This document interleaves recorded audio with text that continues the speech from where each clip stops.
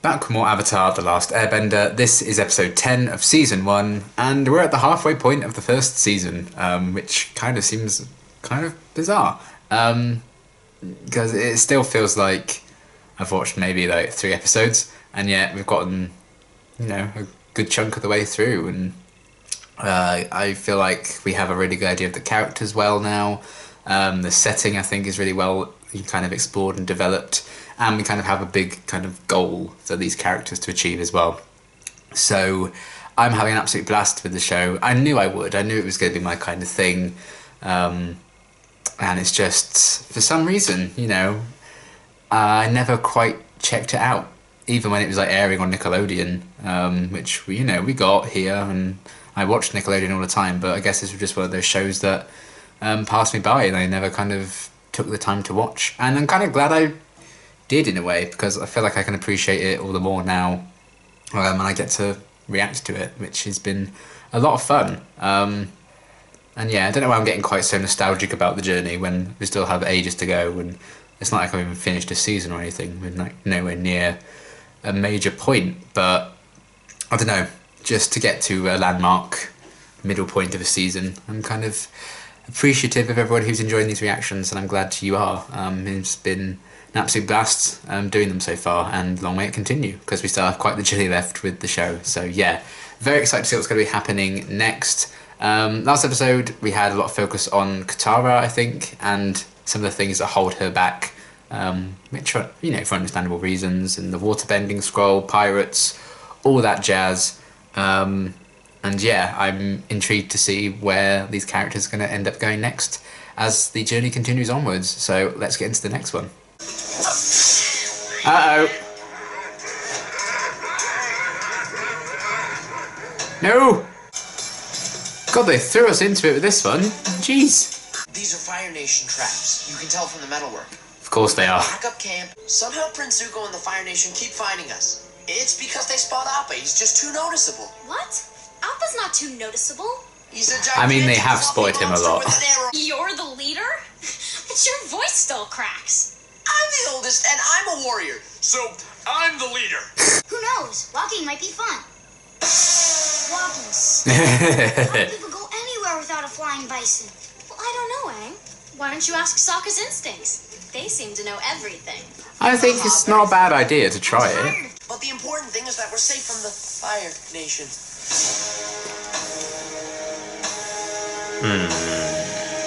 Did you not see the smoke from the fire? I guess not. Well, this could have gone better. Look! Oh, a child. Is it Peter Pan and the Lost Boys, or?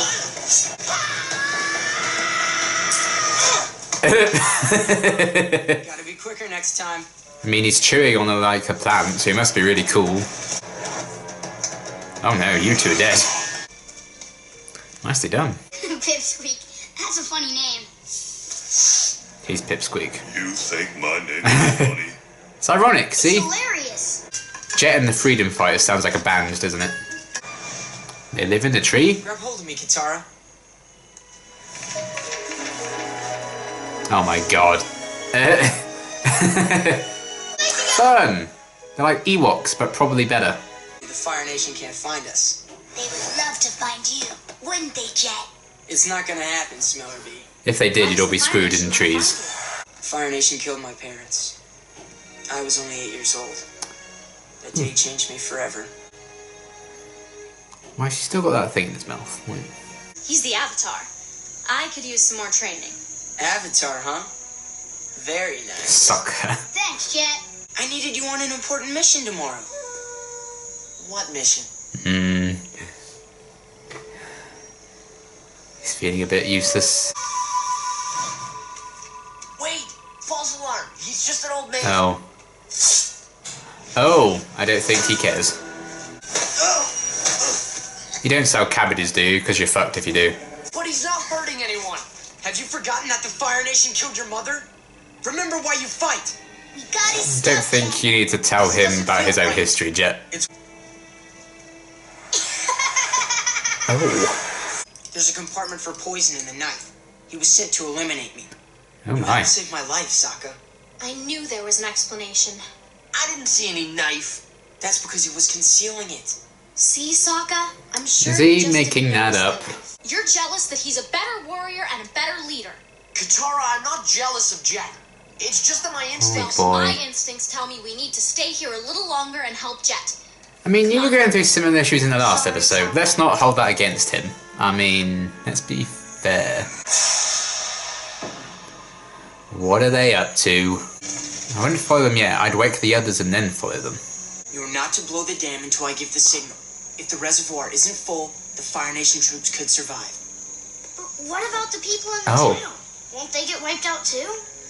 Look, Duke, that's the price of ridding this area of the Fire Nation. Now don't blow the dam until I give the signal. Got it? Oh, damn.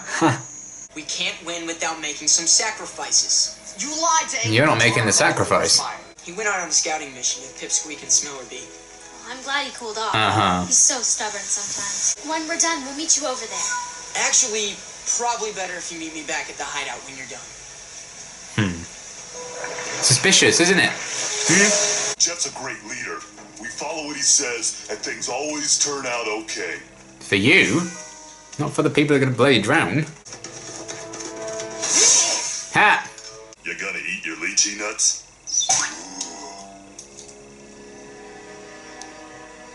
At least he took it well. Why would they need blasting jelly? Because Jet's gonna blow up the dam. What? No, that would destroy the town. Jet wouldn't do that. I've gotta stop. You've known him for 10 minutes. Jet wouldn't do that. Think about what the Fire Nation did to your mother.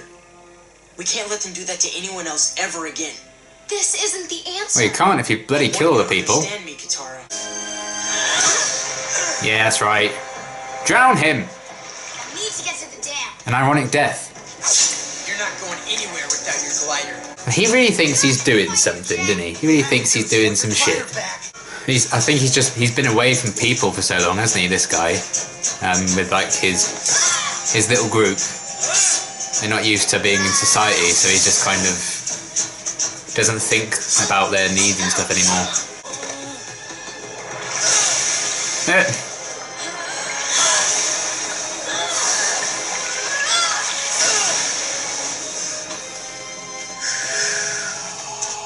I'm gonna freeze him there. Nice! Still Oh! out there. Oh dear. Maybe Sokka warned the village and got everyone out. The cabbages! The Fire Nation is gone and this valley will be safe. It will be safe. Without you. Oh, he warned them with Appa. Of your plan. Yeah. What? But one man vouched for me. The old man you attacked. He had steps to trust Ah. me. We got everyone out in time. Goodbye, Jet. Yip yip. Such a sassy yip yip. We thought you were going to the dam. Wow. How come you went to the town instead? Let me guess. Your instincts told you. Hey, sometimes they're right.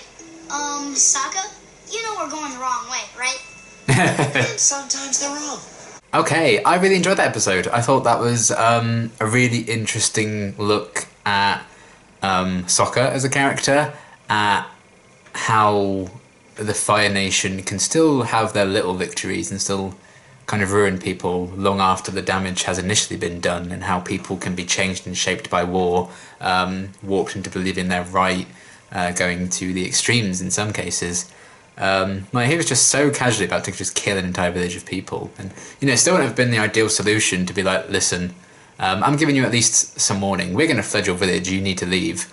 Instead, like just flat out not telling them about it and just letting them all drown. Like at least then I'd have been like, well, at least you didn't actively try and murder an entire town of people. Still wouldn't have been the right thing to do, but you know.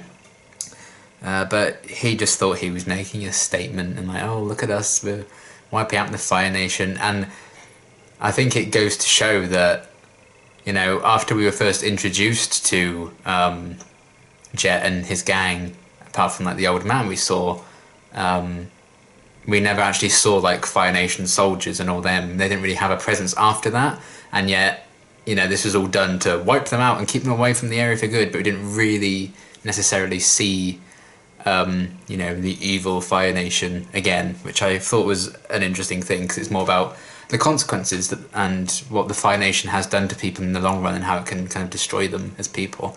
So I thought that was really, really interesting. I liked everything with that. And I would be keen on seeing Jet again, actually, in that little group. Because I think the idea behind them is quite cool, like being freedom fighters and stuff. And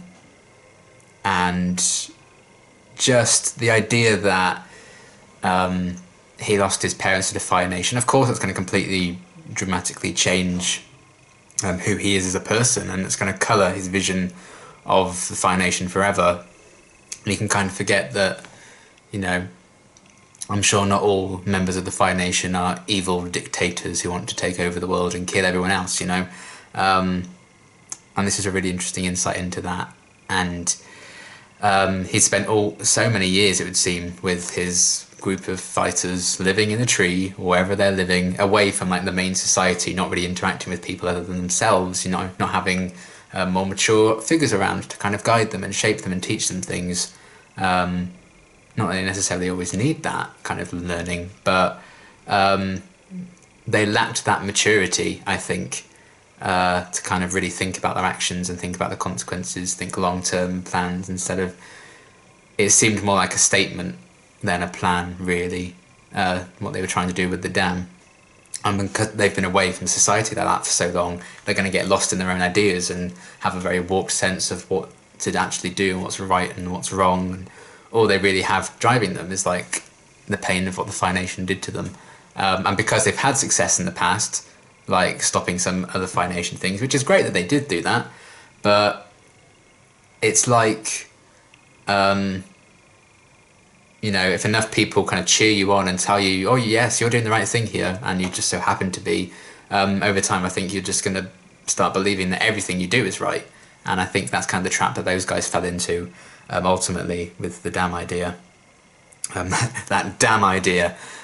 So I really liked that, how they explored that through Jet in particular, obviously, and with the knife and everything. I'm sure they probably just nicked that from someone and fabricated the whole idea. They're painting out that all the Fire Nation people are exactly the same, and he's kind of just trying to force that idea and narrative onto everyone else, which just isn't the case. And again, you can't entirely blame him for it, because he did go through a horrible thing at the Fire Nation's hands. But I think just being away from people other than the people that are just cheering him on for doing all this stuff to the Fire Nation, he's not really a part of society anymore, so he's not going to understand exactly how many people that would hurt and probably do more harm than good. So the idea behind Jet and those fighters and everything, I thought was a lot of fun. The idea that they have like a base in the trees of just a different kind of location to explore, the traps that are being set up, how we saw the traps in like the first scene with Momo and everything getting trapped, and then that was brought back later on with a solution for Sokka to escape those guys. I feel like Jet and the fighters were what Aang would be if he didn't have Katara and Sokka to kind of ground him. More so, I think, Sokka, as this episode kind of showed. And I love that he was the one who had his doubts right from the off, because he wasn't influenced by, oh god, this guy's so cool, or oh, this guy's so handsome, I love him.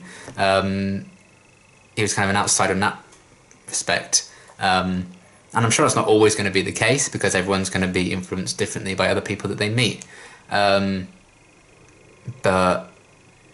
I think with like episode 3, was it? Episode 3, maybe 4? Oh, it was 4, I think. The Warriors of Kyoshi episode, when Sokka really got his less than ideal views about women and everything beaten out of him, and he kind of learnt a lesson from there, his restricted view path of something. I think he really learnt from that, and he is aware of not being so caught up in his own kind of views, and accepting that there are going to be different ways of looking at things, and there are going to be right and wrong ways to view things. And he could kind of see that, probably because he's gone through a similar thing. And the fact that, he was open at the end, like, to admit, oh, sometimes my instincts are wrong. He's not saying, oh, I'm right about everything all the time. But yeah, it's just a really cool showcase, I think, of, again, something that Sokka can bring, even if he doesn't have, bending powers or whatever. So I love that he didn't kind of fall into any of those traps. In fact, he used them, quite literally, to escape. And how they opened up the episode of him being like, oh, we shouldn't be using Appa to do this, and then he kind of learnt a lesson in a way that Appa can be useful, and he used him to save the village at the end. So how they brought that back was really cool, really well done. So everything with Sokka I really enjoyed.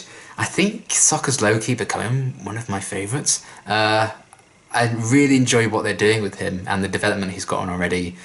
And I thought he was right at the start. I was like, maybe they haven't seen that Zuko's always spotted Appa flying about, but common sense, it's a great big bloody bison. Like, maybe they can pretend it's a cloud, but that's just being naive in itself to be like, oh yeah, it's just a cloud that's moving faster than all the other clouds in the area. That is a way that they've been tracked, and maybe we as the audience know that, and they haven't seen that as much as the characters, but Sokka was still he was aware that that was a risk, and they just kind of mocked him for it. And I get it, it's always fun to kind of make fun of your friends, whatever. And, with Aang, they've shown time and time again how naive he kind of is, and he's still very carefree, loving life. So, of course, he's going to be completely enamoured with Jet and his lifestyle, because he's like, oh, this is so cool, and let's just do this, let's just do that. And, again, Jet has been morphed and shaped, I think, from everyone just praising him, constantly telling him he's right, even when he hasn't been necessarily. That's completely shaped his view of things. He was there praising Aang, praising Katara, so of course they're going to be like, completely all about this guy, and just follow him, even though Katara has known Sokka literally her entire life, and she'd known that guy for about 10 minutes. So yeah, I thought that was interesting. I don't know if it was a particular design choice or anything either. Maybe it's just a coincidence, maybe they didn't have time to design characters quickly, whatever, but I feel like it's probably purposeful. I've thought personally that Jet looked a lot like Zuko, face-wise obviously, and I don't know if that was just something they did on purpose, but I thought the fact that they were so easily kind of taken with him, I thought was quite interesting, given the fact that he kind of resembled Zuko. Maybe I'm just thinking too much into it. Maybe I've just forgotten what Zuko looked like in the 5 days since I watched that last episode, but I don't think that's the case. I don't know.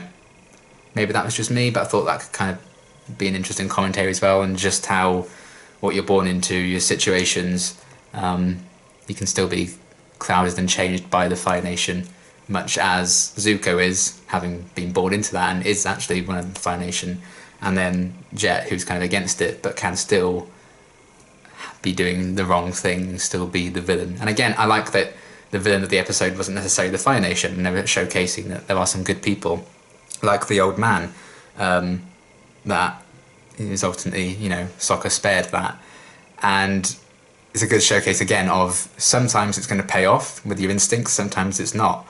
Their instincts in episode 6, I think it was, with Haru, when they saved that old man from being crushed by the boulder, then he dobbed Haru in and he got taken away and imprisoned and all that. That didn't pay off helping him, and their instincts about helping him. In this one, it did pay off, so that's just kind of life's gamble. So I like they're kind of showing that as well. I thought that was a really cool thing to do. Just saying that sometimes trusting your instincts is great, sometimes it's going to get you in trouble, because even, I think Sokka was in the right at the start, personally. I think it was a good strategy just to try something different. He's not saying this is a permanent thing we're going to do now, but it was something. Even though that was a solid idea, and I think that was good, and I would have, if I were there, I would have agreed with him. They still ran into a Fire Nation camp and got attacked and in trouble and everything, and who knows what would have happened, to be fair, if what's his name, Jet, and the guys hadn't turned up. So some really interesting stuff there, but ultimately he was then right about Jet. So it's just, that's how life is. Sometimes your gut tells you things that you should listen to, sometimes your gut's completely off, but that's a very human thing. So I don't hold it against Katara and Aang to kind of take the piss out of Sokka and stuff, because he can be very tightly wound at times. It is all in good jest to take the piss out of him, because sometimes he can be cranky, particularly in the earlier episodes. I was like, oh my god, why do you hate Aang so much? But it's because he's been swayed by some Fire Nation events and stuff, like losing his mother, in the same way that Jet was. But Jet didn't have like their grandmother around to kind of raise them and teach them proper morals and respect and everything. It seems Jet and all those people in his group lost all that. And yeah, it was interesting that Sokka kind of seemed to feel a bit like he was useless all over again, and the fact that he was trying to get involved in the fight, but then Jet was doing all the work for him. He kind of felt a bit like, you know, emasculated. Is that the word? Demasculated? I don't really know. But a similar thing to, I think, what he went through in the Warriors of Kyoshi episode.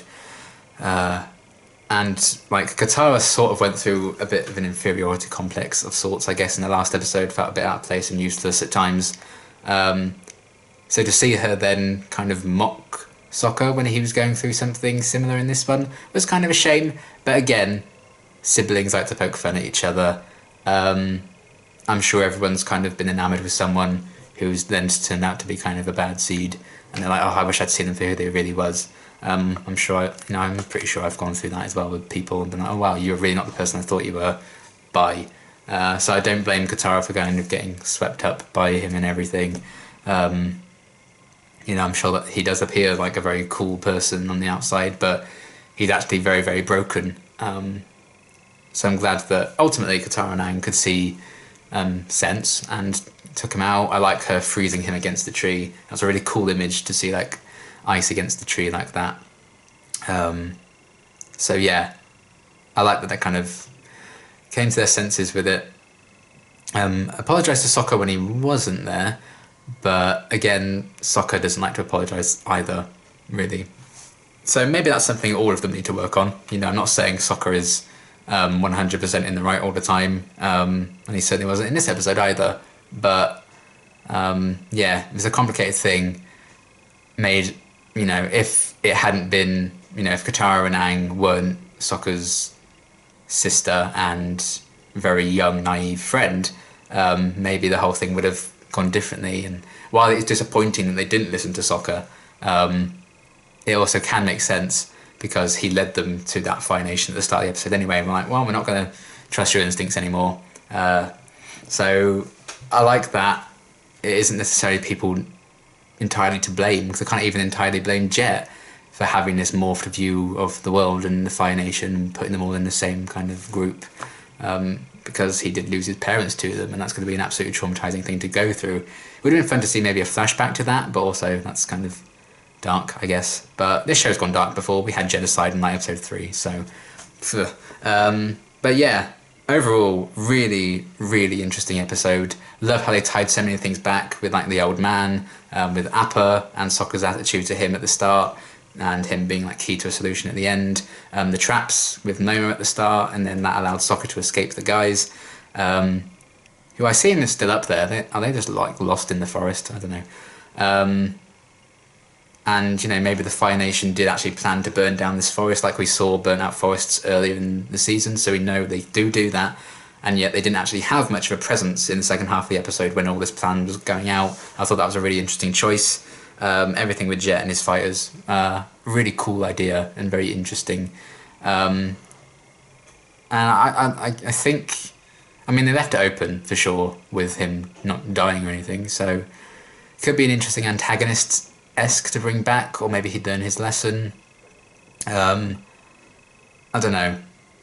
I guess we'll have to wait and see. But maybe I'm just more interested because I thought Jet and Zuko had very similar appearances, so I'd be interested in seeing those two kind of interact maybe. But yeah, overall a really, really great episode.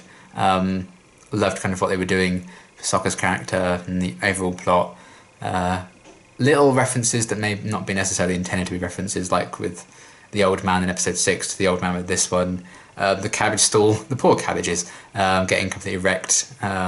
Everything with that I thought was done really, really well. And the fact that we've seen some of the villages that these guys have encountered in the show thus far, they haven't left them in exactly ideal, spots at times. They put the fire out in that village in like episode 4, but it was still kind of burnt out and completely ruined. But in this case, the village wasn't wiped out, but at least they saved and spared all the people. which is kind of the important thing, because that village can live on because all the people still survived. So yeah, loved everything that they did with this episode. I thought it was really fun, little kind of almost like a breather, but it still, I think, advanced a lot of the characters and had a really interesting kind of premise behind it that yeah, I really enjoyed. So overall, fantastic episode yet again. Looking forward to seeing where they're going to take things as we head into the second half of the season. I imagine it's only going to escalate further from here as the journey continues. But yeah, really great episode, and until my next reaction, thanks for watching.